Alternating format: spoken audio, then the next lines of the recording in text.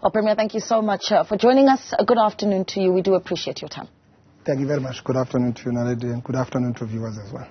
I want to start here. I think immediately when we think about the province of the Eastern Cape, what happens for many South Africans is we think of the province of legends, right? We think of names like Steve Biko, Nelson Mandela, Govan Mbeki, Robert Sobukwe, Walter Sisulu, and the list goes on. I almost want to list all of them. But considering that you've just recently delivered your State of the Province address, when you think about some of those prominent names, and I think this is a great place for us to start, Premier, do you think that they would be happy and satisfied with the current state of the province that is the Eastern Cape? Let's start there. Yes, because they know where that province comes from. They know exactly when you speak about colonialism, you talk about the disastrous effects that were felt by people in that province, and when you speak about apartheid, the real effects of that were also felt there. While from where we are, of course, coming from low base in championing the social transformation, but also working hard in ensuring that we bring about the socio-economic outlook, which is much better, that deals with challenges of underdevelopment, high levels of unemployment, poverty alleviation and all that. So they should be feeling much better. From where we are as the current generation, we believe that we have done our part. We presented a very comprehensive State of the Province address, which was honest, frank, reflective of the work that we have done. Remember, now we're just going back to account to our people on promises we've made when we started in 2019, and we were able to show and demonstrate what have we done. So we're not just talking about things that are probably in our imaginations, but concrete things that we've done in terms of taking our province to another level. Yeah, but we perhaps need to get into some of the granular details, right? And the reason why I started with some of these prominent names is if you visited the Eastern Cape and you've perhaps been to the rural parts of Aidudra, where Governor Mbeki himself is from, former President Thabo Mbeki is from. I mean, the current state of that rural community, what needs to be improved for the legacy of that family to be upheld? Definitely, and you would understand that President Mbeki was a president for 10 years, coming from that area. So President Mandela was the president for 5 years, coming from that area. So it's not something that it just happened by accident. It's something that has been there, that we're dealing with in a quite systemic way. As I've said, we've been going through that serious chronic challenges of underdevelopment in the province.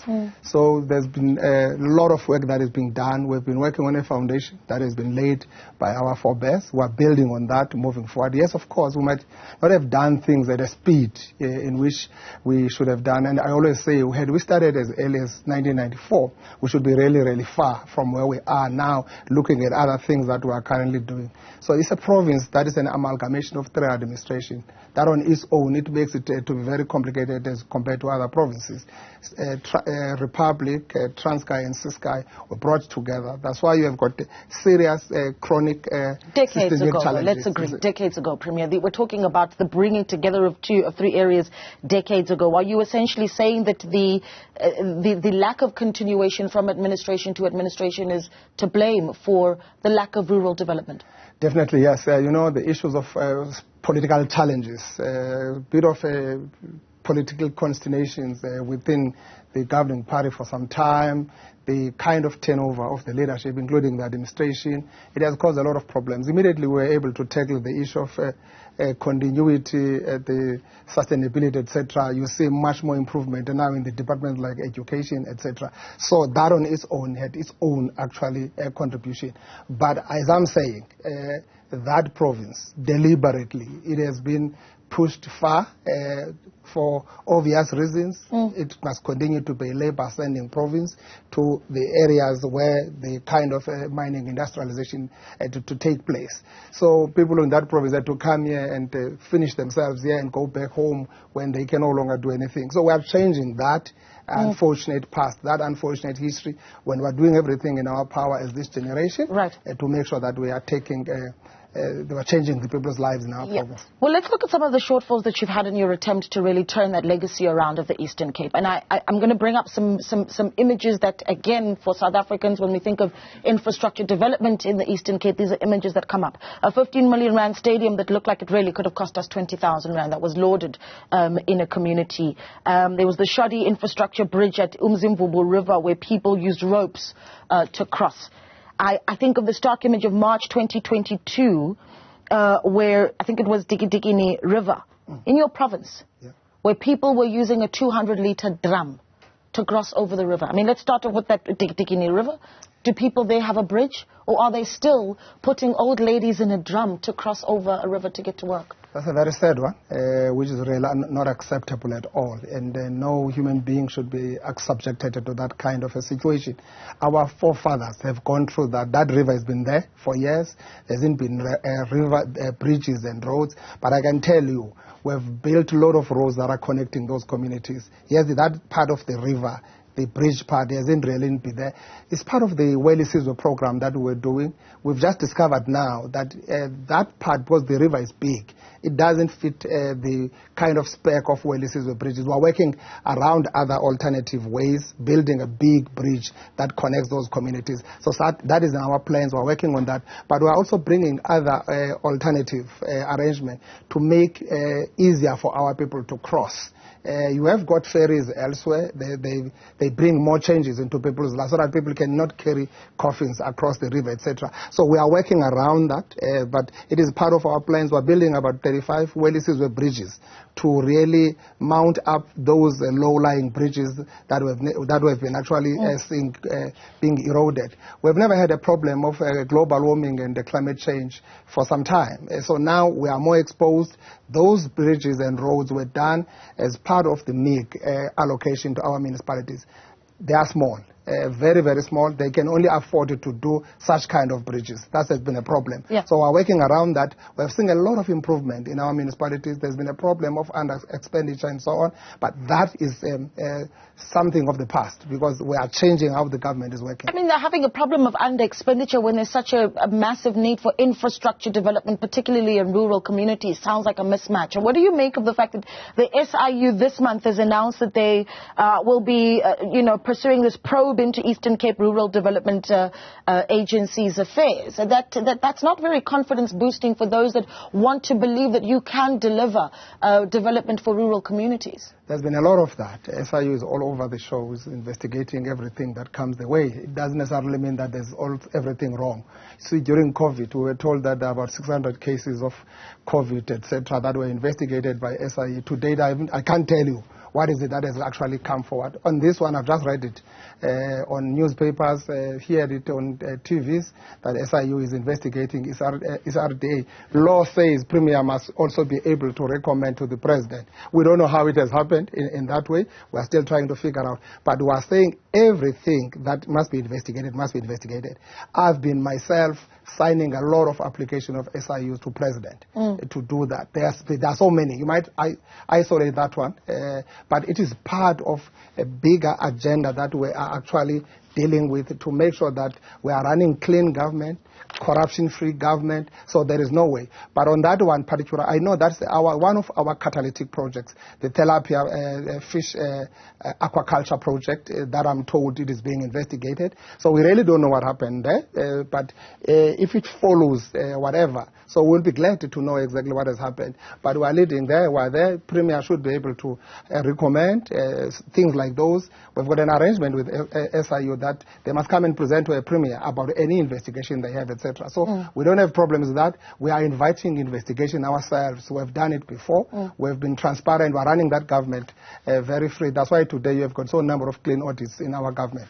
But clean audit is one thing, but communities want to see change, yes. Right? And that's the reality, is that especially because we're in an election year, communities don't really look at clean audits. They look at what's available in their communities. When you've got, reports that say, and this is according to the Public Protector, 200 schools in the Eastern Cape still use pit latrines. You've got the Human Rights Commission wanting you yourself to declare child hunger a state of disaster in the Eastern Cape. I mean, speak to those. That's the most vulnerable people using dangerous pit latrines that we've seen steal the lives of children.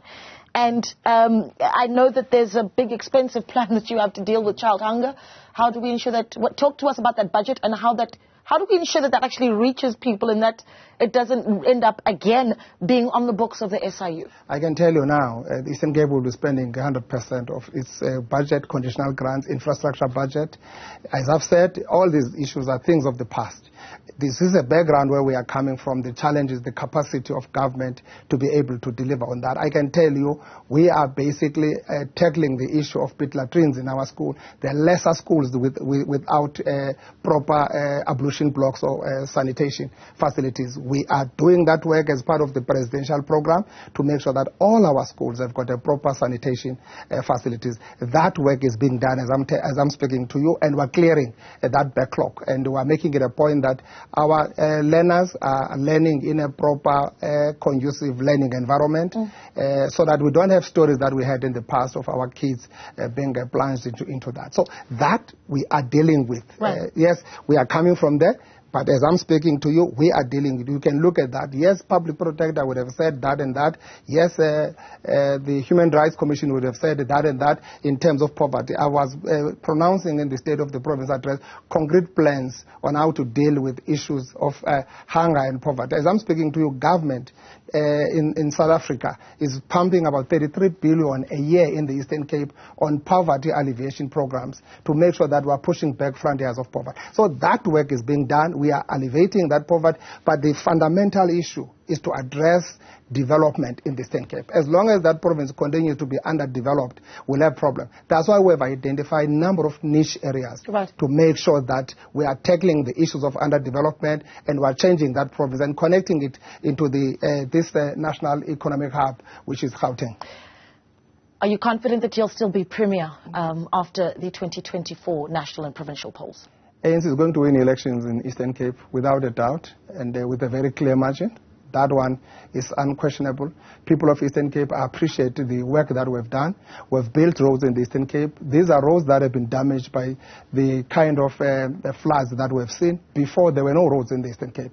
As I'm speaking, Eastern Cape is a road construction, is a construction site. Almost all our provincial and national roads are under construction. If you go there, you'll see that yourself. So we are hard at work to change the socio-economic outlook of our province. And then that province will never be the same. We're building the Eastern Cape we want. There's a lot of confidence, Premier, in a province that has seen a lot of difficulty with coalitions. I mean, we've seen it definitely with the Nelson Mandela Bay Metro, right?